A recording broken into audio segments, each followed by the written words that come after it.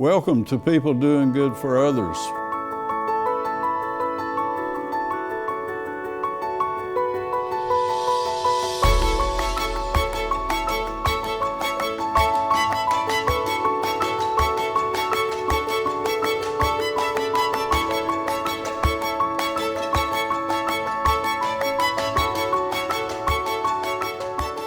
Good morning. This is People Doing Good for Others, where we celebrate and honor, hold in the light those who truly make significant contributions in our communities.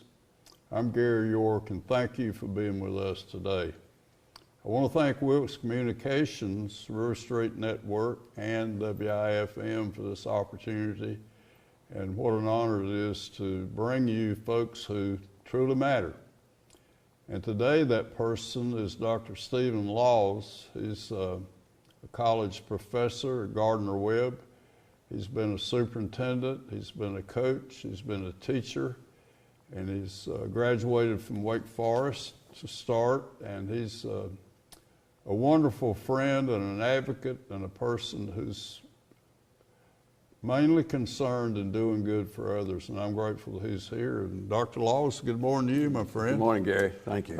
You were superintendent when I met you at Elkin, and then you came to Wilkes County. Share that experience with us, Dr. Laws.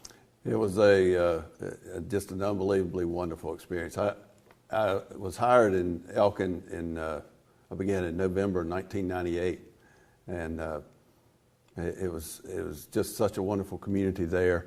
We stayed 4.5 years in Elkin, and then Wilkes County came open. Dr. Joe Johnson retired, and we felt the call to pursue that opportunity, and I'm thankful they hired us to come to Wilkes County. We were here 9 years. It was just, gosh, it was quick for me. I don't know how it was for the people that worked with me, but it went fast, and we just had so many wonderful experiences. And golly, when I had the opportunity to come talk to you today, it's a chance to come back to Wilkes County. We love this place.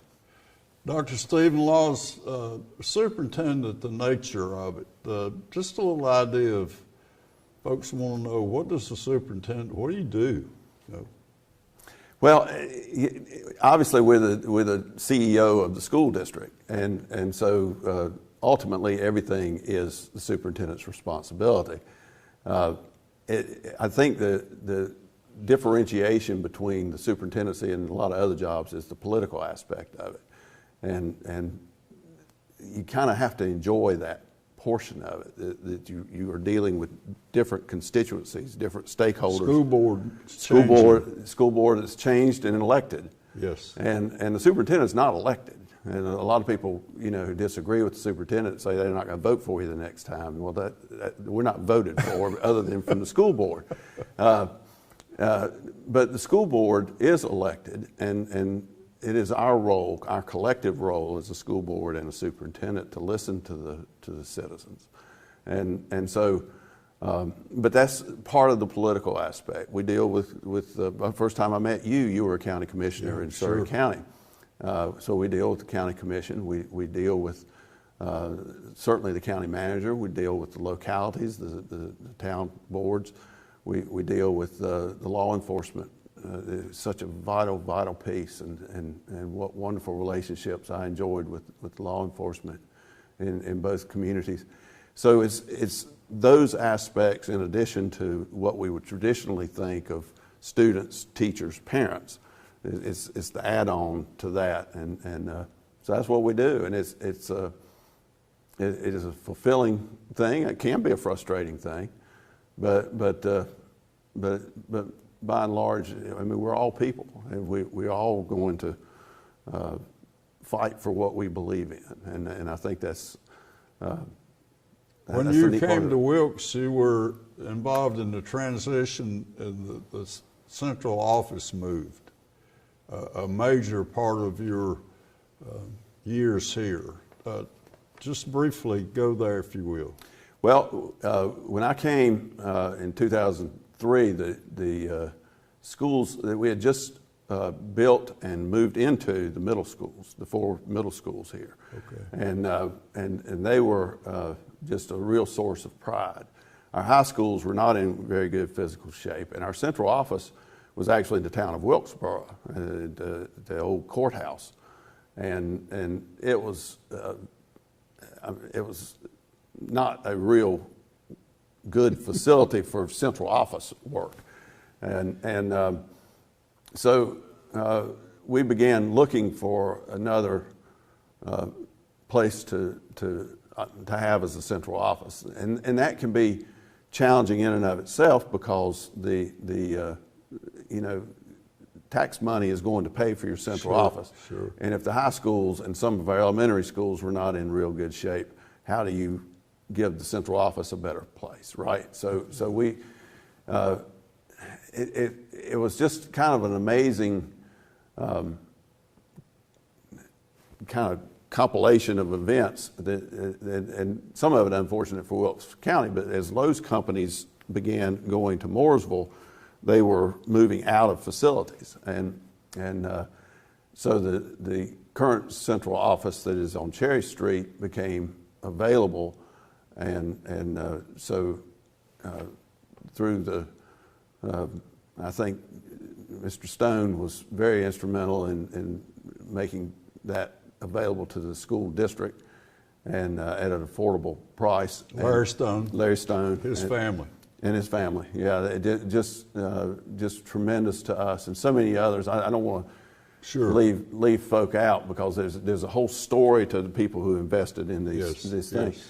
But his vision and our vision was that because it's such a large facility, that we didn't need it for our central office, not the whole thing. So that's how the Performing Arts Center became a part of it. What do we do with it? Yeah, how can we use this space to make it not just Wilkes County Schools' central office, but a venue for the entire community, and so that Performing Arts Center, the Stone Center, is really amazing. Special. Yeah, amazing. It's really special, and we also wanted to use it for other purposes and giving back to the community. So communities and schools had a place in there as well, and that's such an integral part of Wilkes County, and so.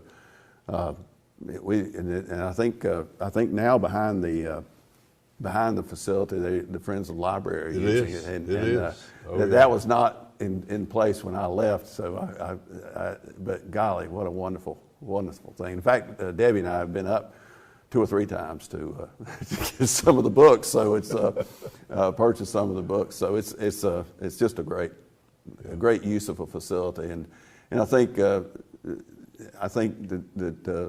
the Lowe's people would be proud that it's being used as it is. Dr. Laws, I want to go back to this. You were going to be a banker out of Wake Forest. Right. And in even the summer of, you're going to go to work, and what a great story. This is a vital part of our moments together, if you'll do that for us. Well, I think it's a testament to we do well to plan and prepare, but we don't really know where we're going to end up sometimes. It just, for life kind of evolves. And so I had finished a business degree at Wake Forest and was prepared to go to work in Greensboro and bank. And that was going to be my career. And I was blessed at Wake Forest to be the basketball manager. How'd you do that? Actually, my brother was a manager before me, and he's older. And when he went to Wake Forest, Carl Tacey had just become the head coach. It was his first year, and Wake Forest was horrific. I mean, and I know that some Wake Forest fans say, "Well, you're not doing real well now," but it was really a weak program in those days, and so nobody wanted to manage. And 2 of the basketball players, actually, they lived all over the campus. They didn't have a place to their own like they do now. And 2 of them were in the same suite as my brother. And they were just kind of laughing, we can't even get anybody to manage. And so he ended up managing, and I had never done that. people who know me know there's not an athletic bone in me. I'm not an athlete, but I love sports. I just absolutely love them. And so anyway, so it just kind of evolved, and he graduated, and I did the managing after that. And at that time, while he was there, we weren't quite good. We were getting better, but not quite good. But then we got really good when I was there, and made the Final Eight. We ended up losing to Marquette in the Final Eight. And Marquette went on to beat UNC Charlotte and Chapel Hill for the championship that year. So anyway, so when I finished and graduated in May, Coach Stacy asked what I was going to do, and I told him I was going to go to work in August, and he said, well, why don't you work my basketball camp before you go to work? And so it sounded fun to me, so I did it, and so I guess I'm one of those that understood the game somewhat because I went to practice every day, and so I would be the proverbial do as I say, not as I do, because I wasn't good at doing, but I would learn basketball, and so I taught some of the skills to the younger people at the camp. And Coach called me in on a Wednesday, I think it was, and he said, he just looked at me and he said, Steve, you know you're a basketball coach. And Gary is like the voice of God. And not equating, Coach Stacy would cringe if he was equated with that. He's gone now, but he was such a wonderful human being. And I pondered that, and so. Said, you're a coach. He said, you know you're a coach. And so anyway, I went back to the dorm, and then the next morning I came in and I said, Coach, I'd like to use your phone. This is obviously before cell phones. And I called my mother. Dad died when I was 2, so Mother brought my brother and me up, and I said, Mom, I'm going to have to go back to school. I'm going to be a teacher and a basketball coach. And she pretty much said, you're on your own. I can't help you anymore. So I went up, I made that determination, told the bank I wouldn't be coming, enrolled at Winthrop, it was college then, it's university now, which is just below Gastonia County, and in South Carolina, and took a third shift textile mill job, and was hired at Bessemer City High School to teach a kind of a business vocational workforce development class. Sure. And there weren't any coaching jobs. But I had to make some money, so I took the teaching job. Second year, I was able to coach JV basketball, and our team did quite well. So the beginning of the third year, or actually this summer, Bob Hager, my principal, said, I want you to coach varsity basketball. So I reached the dream, and I was coaching golf too, so it was a really good job. And so anyway, in October, less than a month before the season started, the assistant principal at Bessemer City High School was moved to another school in the county. And Mr. Hager came in and said, Steve, I want you to be the assistant principal. And I said, I don't want to be the assistant principal. I want to coach basketball. And again, Gary, it was and I use this when I teach Sunday school, that you have to listen for the voice of God. I turned him down twice. The third time, he said, Steve, you need to do this. And so I did, and so I became an assistant principal. And as I tell people, I retired undefeated as a varsity basketball coach. And, also winless, but I was undefeated as a varsity coach. But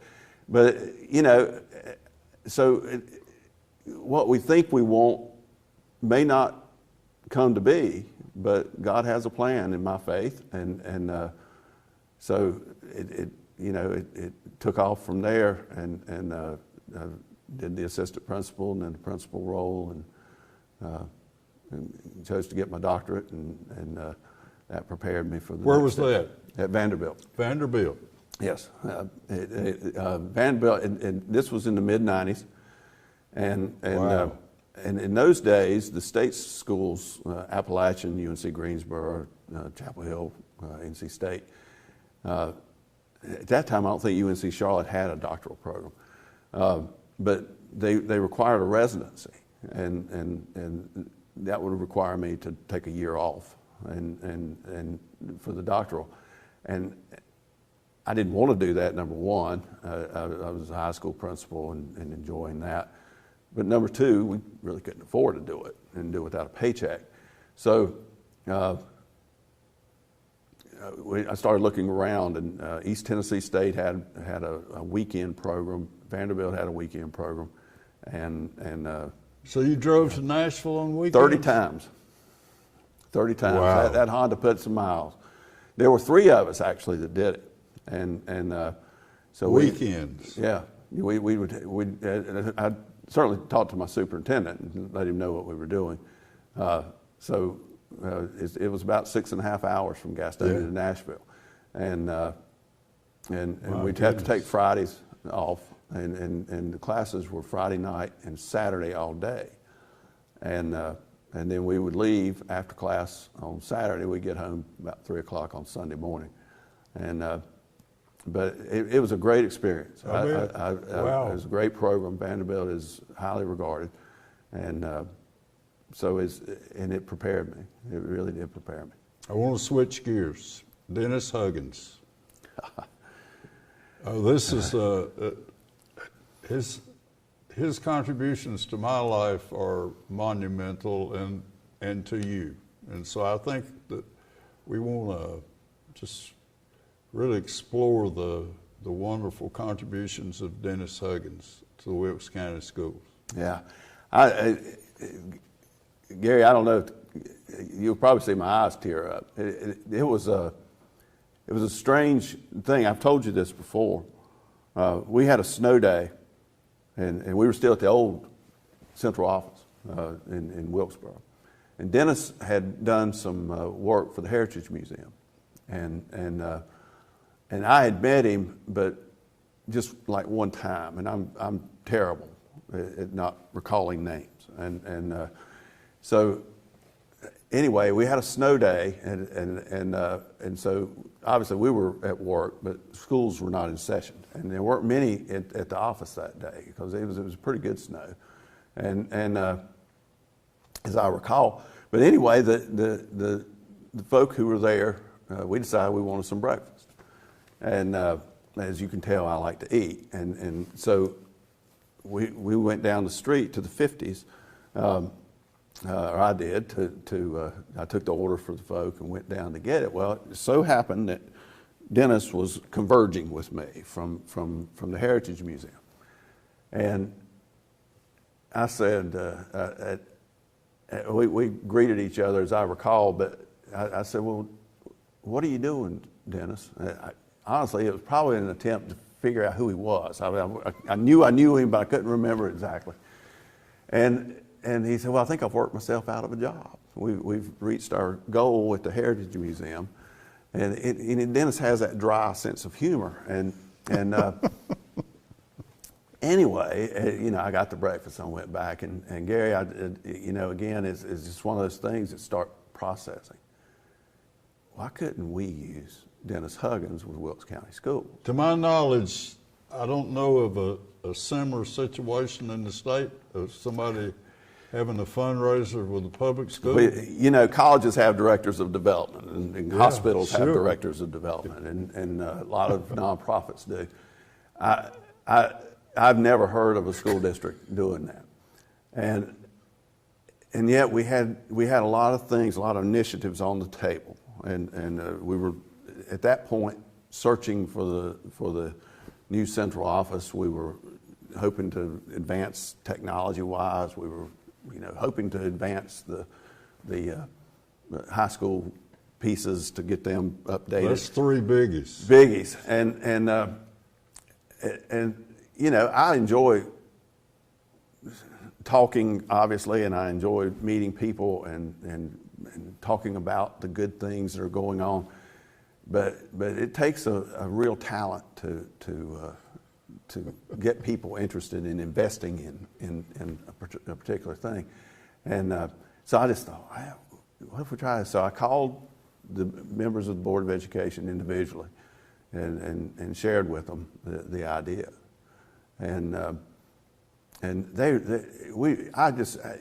Gary, I couldn't tell you how, I mean, the words don't say how blessed I've been with boards. You know, people talk about, oh, the boards are so difficult to work with. I just, not me. I guess I was just so blessed, but these folk were just, I mean, they didn't always agree with me. I mean, I got voted down sometimes, but they were just so personable, willing to listen and then make their own minds up. So they were listening to this and they said, well, yeah. So anyway, I called Dennis and we negotiated he agreed to do it for a very reasonable sum, and, you know, pretty much a teacher's salary. And what he did for us was just absolutely incredible. The millions of dollars he raised for Wilkes County schools. Yeah, we saved $15 million in 13 and a half years. Well, that's what that's and that's probably conservative. But it's even more than that, Gary. It's the relationships. Everybody who came into contact and comes into contact with Dennis, he just makes you feel. He makes you feel important, and he makes you feel like you are what is needed to make this piece happen. And so he was not shy to go to the people who we would consider to be movers and shakers. Yeah. But he would also go to people like me, who's not necessarily a mover or a shaker, but say, Steve, would you think about this? Let me show you what we're doing here. And he could absolutely just make you feel good without any kind of pressure or any kind of anything. And you know, his office was right around the corner from mine, and he would brighten your day in so many ways. And I am so thankful and proud that he's in the Wilkes County Hall of Fame. Yeah. He is just he was such an integral part. And you know, one of the things that may fly under the radar is this leadership group for our high school students. Yeah. It was just an incredible piece that Dennis was so... T3LC, yeah, that's the Dennis Huggins. It's the Dennis Huggins. And I mean, there's a neat story with that, with Mr. Herring, Leonard Herring. And of course, Dennis knew Mr. Herring very well, and I didn't. I mean, I certainly knew who he was, but we did not swim in the same pool, to say the least. And so he had. So Dennis said, "Well, let's go see him." And I said, "Okay." And he says, "We're actually going to meet for lunch." And we met down at the Tasty Freeze, I think it was. And they have hot dogs. He said, "Mr. Herring loves hot dogs." And so we met there, and Dennis just got the conversation started about a leadership group for young people in Wilkes County, because so many of our young people, you know, graduate high school, leave, and don't come back, which is understandable. I mean, that happens everywhere. Everywhere. But even if they don't come back, if we can leave a piece with them that everybody can be a leader, and Mr. Herring wanted to go the next step, which is philanthropy. And it was almost this great vision of, you know, what happens when this generation goes, when my generation goes? Who's going to pick it up with philanthropic adventures and ventures? And so that's how this thing started. And who's running the show? Dennis Huggins. And the young people, golly. He may be the most resourceful person I've known. Yeah. If you don't know what to do, you just go to Dennis and he'd fix it. Yeah. Yeah. Totally dependable. I love the way you say it. You know, people come to me and say, you know, what are we going to do? We'll go to Dennis. Go to Dennis. You know, if they come into my office, I say, you got the wrong office. This is right there around the corner. And Dennis is great. Just great. Amazing. Dr. Stephen Laws, now, what are we doing? Well, when we retired, we went back to Gaston County and I work for Gardner Webb University. Okay. And teach doctoral classes with Gardner Webb, and it's a educational leadership doctorate, and I thoroughly enjoy that. We are all over the state, actually. So the campus is at Boiling Springs in Cleveland County, next to Gaston. You play a key role here at Wilkes. Yes, we've had a number of students from Wilkes over the years, and including while I was here, and then we actually had a cohort here in Wilkes County as well. And what's a cohort? Cohort is a class of people. It's a group that start the program together and go all the way through the program together as a unit. Okay. And at Gardner Webb, we usually have size of cohort usually around 10 to 15. And so they stay together the whole time. They become lifelong fast friends. I mean, it's just, they are in the boat together, so to speak. So you're in the doctoral program. You direct the... Well, I'm called the program coordinator of the EDLS program, the Educational Leadership Doctorate program, and so it's a full-time job, and it. So you're actually in the classroom too? Yes, yeah. Wow. And our classes, we Zoom during the week, and then we meet face-to-face on the weekend. Now, obviously, with the pandemic, we weren't able to meet face-to-face for some time, but we're back to face-to-face now. And so we satellite programs. So we have cohorts in the eastern part of the state in Goldsboro. We have a cohort as we speak in Taylorsville, right below us. We have a cohort in Thomasville. We have a cohort, and we have our own facility in Charlotte as well. So we have a cohort there, and then we have one on the main campus. So we're all over the place, and so I put miles on the car still. So you continue. I want you to tell us about the essence of the community college program in North Carolina. Well, it is such a vital, what I used to think was a bridge. You know, the community college was this bridge from high school to the four-year school. And I think the community college has evolved so beautifully to be almost a terminal degree piece as well, the skill development piece that I think America now has embraced and rightly so.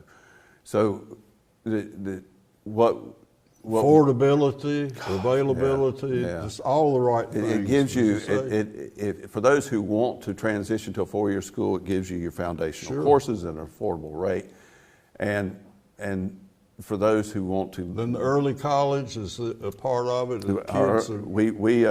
Wilkes has an early college on campus at Wilkes Community, and most school districts take advantage of that as well. So many of our students are graduating with at least a year of college under their belt with next to no expense. Debt free.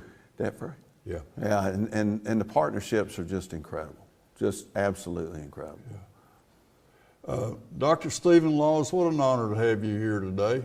You're just a soul lifter. You just lift spirits, and you just so, the fascination you have with helping people is amazing to me. And I'm so honored to have you here, and to know that the Dennis Huggins era, that you were a vital part of that. And I want to thank you for being with us today, and to thank Wilkes Communications and River Street and WIFM. Close for us, if you will, with how you've been blessed because of the Carl Tacey saying you're a coach, and how your life just changed, but the gracious part of it and the wonderful person that you are because you were in where you needed to be. How's that? I think that as we get older, and you and I are both getting there, aren't we? It gives more and more time for reflection, and one of the I guess not totally pleasant blessings of my life was having cancer in 2007, and one of the things you realize when you are stricken is and so you're going through surgery and then you're going through chemotherapy for several months. And the outreach of this community to our family was absolutely profound. And I think that's a lasting impact that I will absolutely never forget. And I've tried, not always succeeded because I'm a sinner, but tried to emulate how people were to me. And you have this understanding, Gary, that we can disagree on issues and still love the person. And I can remember getting cards and notes and even phone calls from people, and I'd look at Debbie and I'd say, I didn't think they liked me. But there's a difference, and that's what you have to embrace. Wilkes County. Yes, or anywhere. Yeah. But in my case, it was here. Yeah. And I think that so I always, what I've tried to learn, and what I think we all can do better at, is stand up for what we believe and still love the person. Okay. And so I hope that being an educator has brought that just right a part of you. Yeah. Yeah. Yeah. It's working with young people, working with teachers and principals, working with community. You know, I cannot imagine anybody who's been luckier than I have. It's the greatest. Thank you for honoring us today. Thanks for having me. Dr. Stephen Laws, an educator, a humanitarian, a person of tremendous heart, a person who's conscious of the needs of others and has a genuine interest in people. Makes him a unique guy, and I love him very much, and he's always been an uplifting person. When he walks in the room, things are going to be better. So I'm Gary York, and thank you to Wilkes Communications, River Street, and WIFM.